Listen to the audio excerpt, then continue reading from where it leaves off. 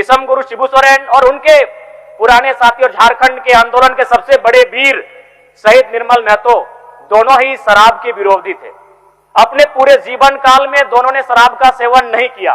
तो मैं चाहता हूं, अगर सही में, क्योंकि इसी हाल ही फिलहाल गुरुजी का निधन हुआ है, अगर गुरुजी को सच्ची श्रद्धांजलि देनी हो तो मेरा मानना है बिहार और गुजरात के तर्ज पर झारखंड राज्य को भी मद निषेध कानूनों की तरफ बढ़ना चाहिए, शराबबंदी की तरफ बढ़ना चाहिए। चूंकि मैंने 2 दिन पहले ही मैं एक सवाल लाया था जिसमें बहस किया था, जिसमें मैंने आपको बताया आंकड़ों के साथ कि प्रतिदिन 10 से 12 नौजवान जिनकी उम्र 18 से 25 साल के आसपास होती है, रोड एक्सीडेंट में उनकी मृत्यु होती है और उनकी मृत्यु का कारण होता है शराब।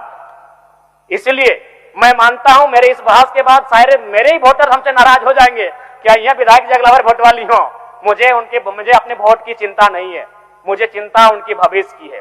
जब 18 साल का नौजवान मर जाता है, घर का इकलौता बेटा होता है, कई मामले तो ऐसे आए हैं कि 4 महीना पहले शादी हुआ था, कई मामले तो ऐसे आए हैं कि 1 सप्ताह पहले बच्चे का जन्म हुआ था, आज वो मर चुका है, तो दिल को झकझोर देता है। इसलिए मुझे अपने वोट की परवाह नहीं है।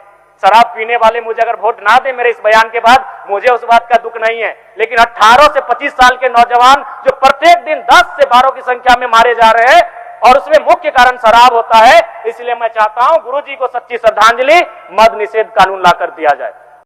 झारखंड के केवट समुदाय जो मल्ला, निषाद, मांझी, बींद, धिवर, साहनी आदि उपनामों से जाने जाते हैं, यह समुदाय पारंपरिक रूप से नाव चलाने, मछली पकड़ने और खेती से जुड़ा हुआ है।